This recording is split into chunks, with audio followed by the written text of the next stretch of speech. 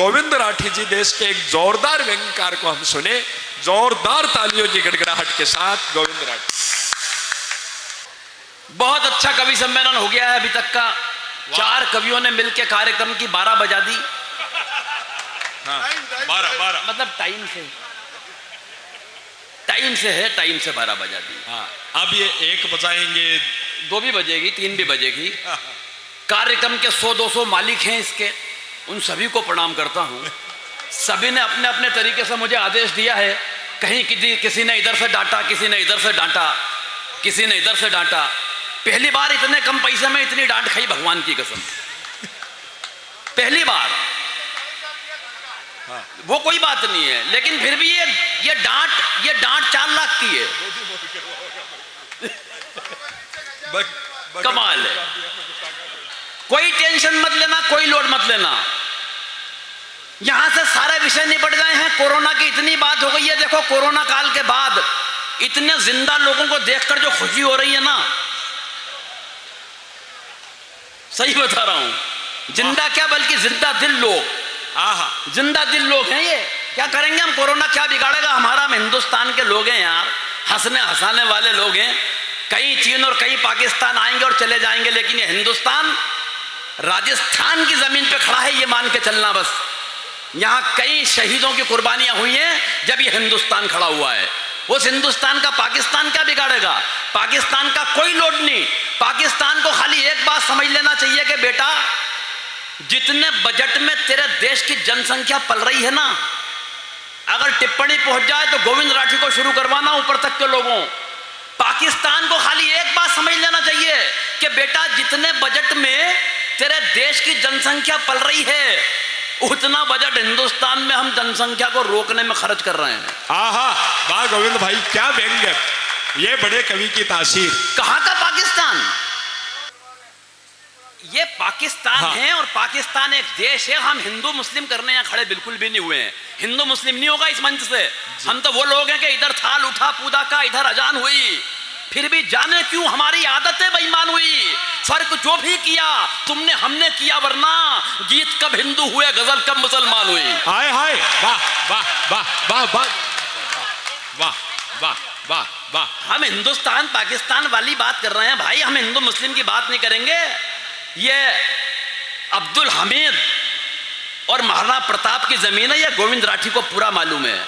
इसलिए बेफिक्र होके बैठो आप। बेफिक्र होके बैठो, कोई बात यहां से ऐसी नहीं होगी। पाकिस्तान का कोई टेंशन नहीं, आतंकवादियों का कोई टेंशन नहीं। आतंकवादी, देखो बहुत प्यारी टिप्पणी कर रहा हूं, फिर एक बार साथ दे देना मेरा। आतंकवादियों की कोई गलती नहीं है, कोई गलती नहीं है बेचारे आतंकवादियों की। इस हिंदुस्तान की मिट्टी की गंध ही इतनी सौंधी है, इतनी प्यारी है कि बेचारे पैदा तो कहीं पे होते हैं, लेकिन मरना यहां आके चाहते हैं। हम उन आतंकवादियों का क्या लोड लें यार। और मैं तो एक बात कहता हूं, बहुत मन से आप पढ़ रहे हैं, और ये देश बहुत प्यारा देश है। जो देश को प्यार करते हैं उन्हें दिल से प्यार करता है। 2 पंक्तियां आपके मन तक पहुंचे तो बताइएगा कि राष्ट्रपति के रूप में सर्वाधिक श्रद्धा और पूरे देश का सर्वाधिक जिसे सलाम है, वो इस भारत माता के लाल एपीजे अब्दुल कलाम है। एपीजे अब्दुल कलाम। ये चाय और ये थोड़ी सी व्यवस्था चाय वाले भाई से निवेदन है, बैठ जाओ एक साथ ट्रे में सबको दे दीजिएगा, जल्दी हो जाए। थोड़ी देर खामोश बैठ जाओ। देखो, मैं जानता हूं कि चाय वाला देश का प्रधानमंत्री रहा है, मगर चुपचाप बैठने का भी एक बहुत बड़ा नुस्खा बता रहा हूं चाय वाले भैया के। हो सकता है कि तुम इसलिए चाय बेच रहे हो कि चाय वाले देश का प्रधानमंत्री बने, लेकिन चुपचाप बैठ जाओ। चुपचाप बैठने वालों ने भी 10 साल गुजारे हैं प्रधानमंत्री के रूप में। वाह वाह वाह वाह वाह वाह गोविंद जी वाह। देखो, मुझे नहीं मालूम कि यहाँ कविता कितने सुनने लोग आए हैं। जिस तरीके से अभी तक कवि सम्मेलन हुआ है, आपने खूब ताली बजाई, आपने खूब मजा लिया। एक टिप्पणी फिर कर रहा हूं, आइए सर, सुनिए। वही आपकी बहुत देर हो गई थी, इनकी 3 मिनट हो गए यार, आवाज नहीं आई। मैंने कहा रवि भाई की आवाज कहाँ रह गई भाई, क्या कहने भाई। वाह वाह वाह, इस कवि सम्मेलन को आपने सार्थक किया यार, मजा आ गया। सही बता रहा हूं। मैं कह रहा था हम पाकिस्तान का क्या लोट पाले, हमें तो अपने घर में आवाज आ जाती है कि भारत तेरे टुकड़े होंगे इंशाअल्लाह। पिछले दिनों आपने सुना होगा एक कॉलेज से आवाज आई, JNU से, भारत तेरे टुकड़े होंगे। देखो मुझे तलवार घुमाता हुआ मिल गया, भारत तेरे टुकड़े होंगे इंशाअल्लाह। मैंने यहाँ बुलाया उसको, मैंने कहा इधर आ। बोले क्या भाई साहब? मैंने कहा क्या करेगा? बोले भारत के टुकड़े। मैंने कहा मूर्ख, वो काम करना चाहता है जो हम 75 बरस पहले कर चुके हैं। क्या करेगा तू भारत के टुकड़े? अभी मैंने कहा एक बात बता, 500 रुपए कमाना चाहता है? तो उसने तलवार मेरे पांव पे रख दी। बोले हाँ भाई साहब। मैंने निकाला जेब से एक 2000 का नोट, मैंने कहा ये ले। बोले भाई साहब ये तो 2000 है। मैंने कहा 500 तू रख, 1500 मुझे वापस ला के दे।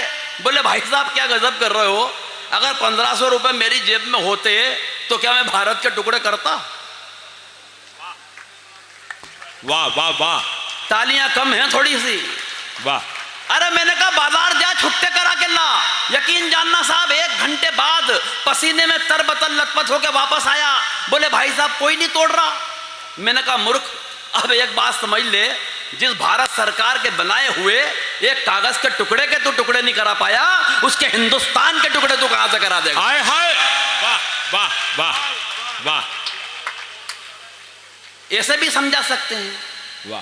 कोरोना की इतनी बातें हुई, देखो कोरोना से प्रताड़ित जितने यहां युवा बैठे हुए हैं, युवा, उनको विशेष प्रणाम इसलिए करता हूं कि प्रताड़ित तो बेचारा युवा ही हुआ, शादीशुदा तो पहले से ही परेशान था।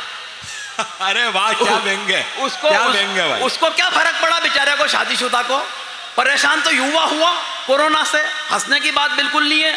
कोरोना और पत्नी एक दूसरे के पर्यायवाची शब्द हैं। सुनना, आगे के लोगों, खास तौर से आपके लिए है ये। कोरोना और पत्नी एक दूसरे के पर्यायवाची शब्द हैं। इस बात के मेरे पास कई उदाहरण उपलब्ध हैं। अच्छा, दोनों ही बीमारियां घोर प्रहारक, घोर प्रहारक, एक संक्रामक, दूसरी आक्रामक। क्या व्यंग्य भाई। एक संक्रामक, दूसरी आक्रामक, दोनों में से किसी के मुंह न लगो तब तक ही आप सुरक्षित। मुंह लगे कि लोअर बर्थ कैंसिल, ऊपर की आरक्षित। आहा आहा, दोनों ही बीमारियां शेर की सवारी है। खर्च कोरोना से ब्रेकअप का हो या पत्नी के मेकअप का, भगवान कसम बहुत भारी है। आय हाय आय हाय आय। और अब जरा ठाकों की महफिलें सजे और तालियां तो बस मेरे इस शोध पर बजे कि बीमारियां दोनों ही हमने बड़े दिल से सहेजी है। एक पंक्ति में अगर कविता भी हो जाए और बात भी पहुंच जाए तो जागना, बीमारियां दोनों ही हमने बड़े दिल से सहेजी है। एक सांस से आती है और एक सांस ने भेजी है। वाह वाह वाह वाह वाह वाह वाह वाह। क्या करेगा कोरोना हमारा? भ्रष्टाचार की इतनी बातें कर ली भाई, भ्रष्टाचार इस देश से कोई खत्म नहीं कर सकता। मुझे तो याद आता है 3 इंजीनियर मरकर ऊपर पहुंचे। इंजीनियर, 3 इंजीनियर मरकर जैसे ही ऊपर पहुंचे, स्वर्ग का दरवाजा खटखटाया तो वो दरवाजा ही टूट गया। जैसे ही दरवाजा खोला चित्रगुप्त ने, कौन? बोले हम इंजीनियर। बोले कहां से? पहला बोला मैं पाकिस्तान से, दूसरा बोला मैं चीन से, तीसरा बोला मैं हिंदुस्तान से। दूत ने कहा अंदर तो ले लूंगा, मगर एक बात बताओ, इस दरवाजे की अगर मरम्मत करवाना हो तो तुम इंजीनियर लोगों, खर्च कितना आएगा?